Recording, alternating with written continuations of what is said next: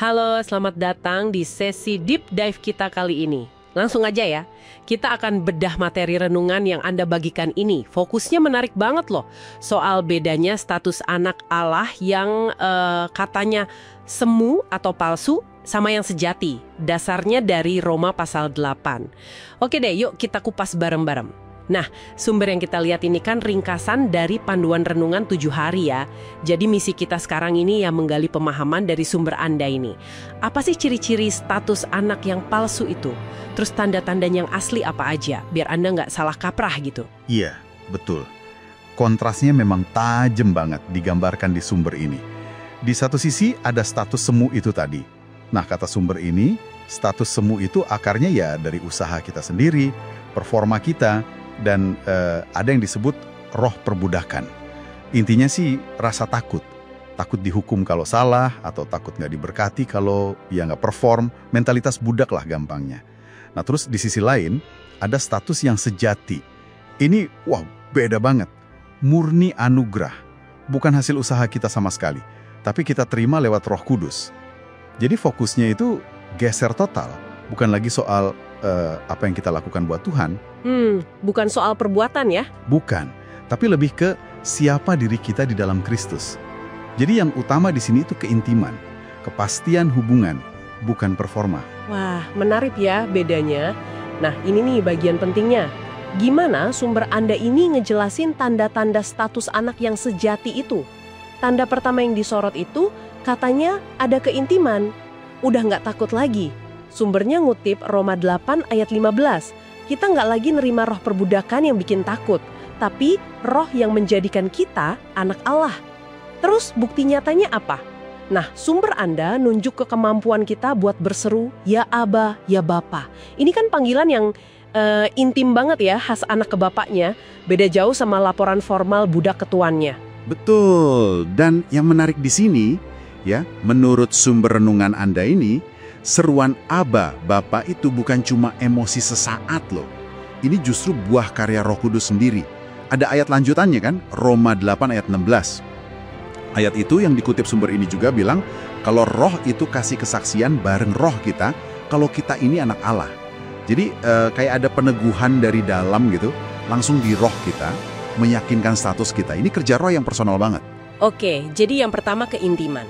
Terus setelah itu sumber Anda masuk ke aspek pimpinan roh ya. Kan ada kutipan Roma 8 ayat 14, semua orang yang dipimpin roh Allah adalah anak Allah. Nah ini gimana penjelasannya menurut sumber ini?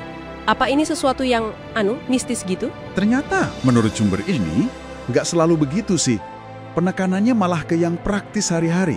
Jadi dipimpin roh itu diartiin sebagai kita peka sama dorongan Roh Kudus dalam keputusan-keputusan kita. Contohnya ya, dorongan buat tetap mengasihi orang yang mungkin nyakitin kita. Atau keberanian buat nolak dosa. Atau ya kerelaan buat nyerahin kendali hidup kita ke Tuhan. Bukan nurutin mau kita sendiri terus. Gitu. Oke. Lalu ada tanda ketiga ya, status sebagai ahli waris.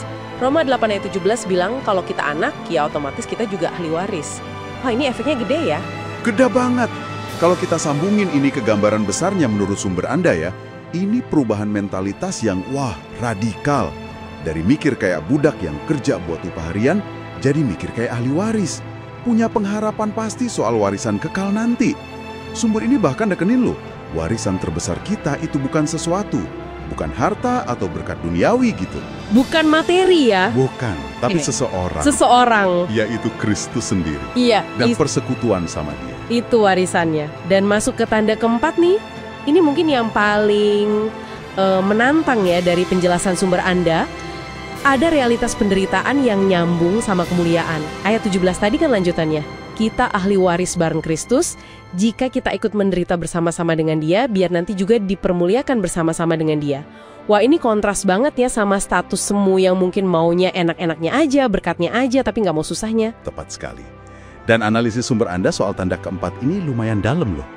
Penderitaan, entah itu penolakan dari dunia, atau penyangkalan diri demi kebenaran, atau kesulitan lain karena iman, itu dilihat bukan sebagai bukti kita ditinggal Tuhan. Oh, jadi bukan tanda ditinggalkan ya? Jalan yang sama yang Kristus tempuh menuju kemuliaannya.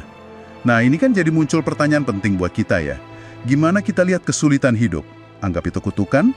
Atau justru bagian dari proses kita dibentuk jadi serupa Kristus? Jadi kesimpulannya gimana nih buat Anda? Pesan utama dari materi renungan yang Anda bagikan ini kayaknya ngajak kita hidup dalam kebenaran status kita ya. Nggak usah terkecoh lagi sama rasa bersalah atau tuntutan harus sempurna. Ukurannya bukan lagi seberapa baik kita hari ini, tapi ada nggak bukti karya roh di dalam kita? Yaitu tadi, seruan Aba, peka sama pimpinannya, sadar kita ahli waris, bahkan rela mikul salib. Kalaupun gagal, pesannya itu jangan ngumpet kayak budak, tapi lari ke Bapak sebagai anak yang dikasihi. Nah, sebagai penutup nih, mungkin ada satu pemikiran yang bisa Anda bawa pulang dari bedah materi kita ini. Mengingat sumber Anda ini kan jelas banget ya, nyambungin status ahli waris sama kesediaan buat ikut menderita bareng Kristus. Coba direnungkan, gimana pemahaman ini bisa membentuk ulang cara Anda melihat, cara Anda merespon tantangan atau penderitaan nyata yang mungkin lagi Anda hadapi sekarang.